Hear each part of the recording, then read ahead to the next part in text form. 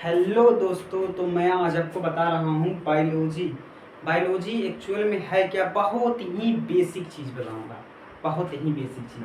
जैसे क्या होता है कि पहले आपका था बायोलॉजी ना, बायोलॉजी, ये देखिए बायोलॉजी। बायोलॉजी मीन्स होता है बायो। बायो मीन्स होता है बायोटिक अर्थात लिविंग ऑर्गेनिज्म। क्या होता है बायो मीन्स बायोटिक अर्थात क्या होता है लिविंग ऑर्गेनिज्म। लिविंग ऑर्गेनिज्म, कोई दिक्कत किसी को? लिविंग ऑर्गेनिज्म मतलब क्या होता है? लिविंग ऑर्गेनिज्म मतलब होता है जीवित चीज़ें। जीवित चीज़ों को हम क्या कहते हैं? लिविंग ऑर्गेनिज्म कहते हैं। जीवित चीज़ों को क्या कहते हैं? Living organism. और यहाँ लॉजी, ये जो लॉजी है, लॉजी मतलब होता है स्टडी। लॉजी मतलब क्या होता है? स्टडी। स्टडी, स्टडी मतलब क्या होता है? जैसे अगर मैं कोई चीज़ हम लिख रहे हैं तो हम उसको कहते हैं राइट कर रहे हैं, मतलब है ना, कोई चीज़ पढ़ रहे हैं उसको हम कहते हैं रीड कर रहे हैं। या अगर मैं कोई चीज़ हम समझ रहे हैं, अंडरस्टैंड कर रहे हैं, पढ़ लिख समझ रहे हैं, तो उसे हम कह सकते हैं हम समझ रहे हैं। लेकिन पढ़ना लिखना समझना, लेकिन हम तीनों एक साथ मिला दी जाए, हम उसे कहेंगे हम स्टडी कर रहे हैं। ठीक है, तो ये जो बायोलॉजी मतलब पढ़ना लिखना समझना कुल हो गया, तो उसे हम मतलब बायो, देखिए एक आप लोग बताइए जीव क्या होता है और जंतु क्या होता है? कुछ लोग बताइए जीव क्या होता है, जंतु क्या होता है। अब कुछ लोग कहेंगे सर जीव यही खाते पीते हैं, चलते फिरते रहते हैं, टहलते हैं, घूमते हैं, यही सब कहेंगे जीव ना। लेकिन सिंपल सी बात है, कुछ लोग सही जवाब देंगे। देखो जीव मतलब होता है, इसमें जंतु और पौधे दोनों आ जाएंगे, जंतु और पौधे दोनों आ जाएंगे। मतलब कहने का मतलब एनिमल, मतलब जिसको प्राणी बोलते हैं, जंतु बोलते हैं, वो दोनों आ जाएंगे। लेकिन पौधे, जंतु पौधे दोनों मिला क्या बनेंगे? जीव बनेंगे। और जंतु मतलब केवल पौधे नहीं आएंगे इसमें। ठीक है, मेरा कहने का मतलब है एनिमल और प्लांट के बारे में जब आप स्टडी करेंगे तो उसे हम क्या बोलेंगे? जीव बोलेंगे। एनिमल और प्लांट के बारे में स्टडी करेंगे, क्या बोलेंगे? जीव का बोलेंगे। Study of, sorry, branch of biology in which deals study about animal and plant is called biology. Or branch of science in which deals study about animal and plant, their structure, reproduction, respiration, excretion or other living activity. देखिए अभी जो biology है, तो नए नए में इसके father कौन थे? अरस्तु। अरस्तु भाई साहब थे।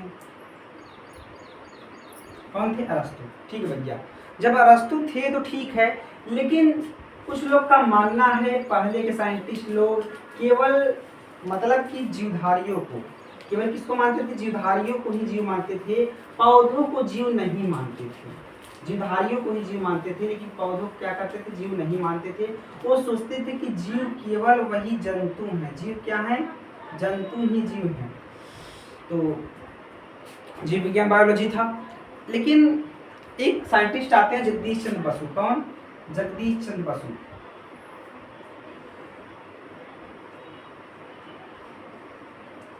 बसु, इन्होंने एक डिवाइस जिसका नाम था क्रिस्कोग्राफ।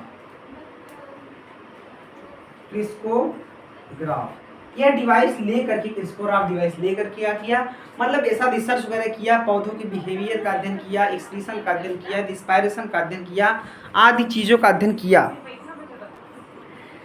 क्रिस्कोग्राफ डिवाइस का अध्ययन करके बता दिया कि देखो भाई, जो आप जंतु को जीव समझ रहे हो, जंतु को आप क्या समझ रहे हो?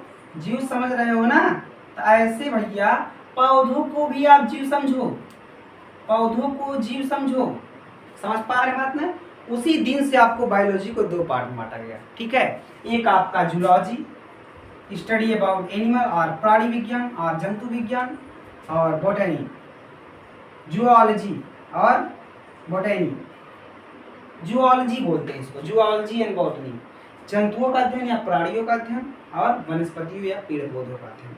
तो भाई ये समस्या होगी, क्योंकि जीव विज्ञान के फादर तो अरस्तु थे, तो जंतु विज्ञान के फादर भी अरस्तु ही थे ना। लेकिन जूलॉजी बॉटनी हुई तो वनस्पति विज्ञान के फादर कौन हो गए?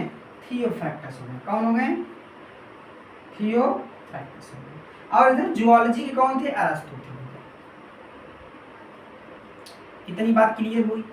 बाकी मेन ब्रांचेज हैं, इसके बाद जितनी भी शाखाएं हैं इन्हीं के अंदर से निकली हुई हैं।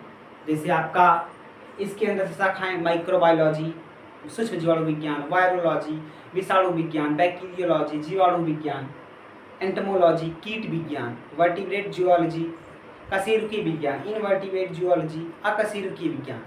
अब बॉटनी में बायोस्टैटिक्स जैव सांख्यिकी, इसके बाद आपका और भी शाखाएं हैं, इन्वायरमेंटल साइंस है, प्लांट एनाटॉमी, प्लांट मॉर्फोलॉजी, ये सब बॉटनी की शाखाएं हैं। तो ऐसे ही थोड़ा सा आगे बढ़ते हैं। अब बात आ गई भाई साहब, स्पष्ट हो गया कि जो भी हम जीव का अध्ययन करेंगे, बायोटिक चीज का अध्ययन हम जो करेंगे उसे ही हम बायोलॉजी बोलेंगे। ठीक है, मतलब कि इसके आगे स लगा देते हैं, बढ़िया हो जाएगा। मतलब सजीव का अध्ययन करेंगे, निर्जीव का अध्ययन हम नहीं करेंगे। इसका निर्जीव का अध्ययन नहीं करेंगे, केवल सजीव का अध्ययन करेंगे। मतलब सजीव का अध्ययन हम करेंगे जब ना, तो उससे हम क्या बोलेंगे, बायोलॉजी कहेंगे। सजीव का अध्ययन करेंगे उससे मतलब बायोलॉजी कहेंगे। अब बात करते हैं सजीव को पहचाने कैसे, बताइए सजीव को पहचाने कैसे, बताइए कैसे पहचाने सजीव को। अब बहुत बढ़िया क्वेश्चन आता है, how to determine living organism, how to determine living organism. कैसे पहचानेंगे भैया कोई सजीव, कैसे पहचानेंगे। देखिए तो मतलब एनी एनिमल और any organism like as plant और एनिमल और 7 characters like as growth, respiration, excretion, reproduction, coordination and control, motion, nutrition, etc. मतलब ये 7 कैरेक्टर हैं, growth,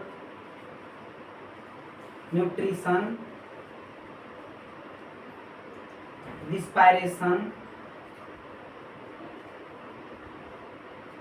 motion, reproduction, coordination and control,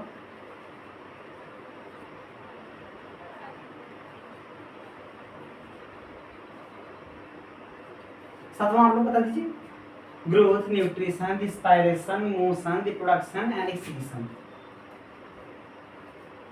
यही 7 कैरेक्टर है जो आपको बताता है कि कोई भी जीव का लक्षण है। मतलब 7 कैरेक्टर जो है ना, वही बताता है कि कोई जीव का लक्षण है। देखिए जैसे आप सपोज कीजिए किसी भी एनिमल और प्लांट को देखेंगे तो यह 7 लक्षण उसमें पाया जाएगा, या इन 7 लक्षण में से कुछ भी लक्षण पाया जाएगा तो आपको उसको सजीव मानना है। जैसे मान लीजिए ग्रोथ, हम लोगों में ग्रोथ होता है, आप लोगों में ग्रोथ होता है, अच्छी बात, ये ग्रोथ होता है, पौधों में ग्रोथ होता है, ठीक है। वो सब कुछ ना कुछ खाते पीते रहते हैं आप लोग, देखो कुछ लोग देखते देखते मोबाइल खाते होंगे अपना, कुछ ना कुछ मुंह में डालते होंगे ना, तो न्यूट्रिशन वगैरह इस पास में सांस तो ले ही रहे हैं ना, बिना सांस लोग क्यों मोबाइल दिख रहे हैं, ठीक है। मौसम, अभी मोबाइल पर रख के कहीं जाएंगे, अपना टहलेंगे, घूमेंगे, खेलेंगे, कूदेंगे, जाएंगे पढ़ने, जाएंगे स्कूल, जाएंगे ऑफिस में, जाएंगे, आएंगे, सोएंगे, फिर उठेंगे, फिर दौड़ेंगे, ये करेंगे ना। इसका रिप्रोडक्शन मतलब हूबहू प्राणी पैदा करेंगे, जन्म करेंगे। कोई भी पौधा है अपने जैसा नया जीव बनाता है, कोई भी एनिमल है अपने जैसा नया जीव बनाता है, तब जाकर जीवन की मतलब ये सिस्टमेटिक प्रक्रिया चलती रहती है। कोई प्राणी खत्म नहीं हो रहा है पृथ्वी से ना। और कोऑर्डिनेशन कंट्रोल, जैसे मान लीजिए किसी को छू रहे हैं, आप छू रहे हैं तो उनमें उनको पता चल जा रहा है, कोऑर्डिनेशन कंट्रोल, समन्वय और नियंत्रण है, चल रहे हैं, मतलब आराम से चल रहे हैं, सीधा रास्ता चल रहे हैं, रोड पे चल रहे हैं ना, पता चला खेत में चले गए, मतलब नियंत्रण एक है। तीसरा जंतु का लक्षण है, removal of waste material, waste नहीं waste, removal of waste material in our body like as stool, मतलब मल हो गया, स्टूल, यूरिन, कफ, ऐसे जो कहते हैं कफ, स्वीट, पसीना, ये सब चीज़ें मतलब रिमूव कर रहे हैं बॉडी से, this is called excretion, simple. अब ये सब चीज़ें जिसमें पाई जाएगी वो सजीव है। देखिए डस्टर में कुछ है, ग्रोथ हो रहा है नहीं, न्यूट्रिशन हो रहा है, कुछ खाएगा पिएगा थोड़ी ना, ज़रा खर्चा उठाना पड़ जाता है। रिप्रोडक्शन, रिस्पायरेशन, नहीं सांस नहीं ले रहा है, मोशन, कहाँ मोशन कर रहा है, इसको फेंक मोशन करेगा, लेकिन हम हमारे द्वारा किया। रिप्रोडक्शन जन्म नहीं करेगा, नहीं तो दुकान खोल लेते हैं इसका, है ना। इसके बाद कोऑर्डिनेशन करके कुछ नहीं, एक्सक्रीशन वो भी नहीं।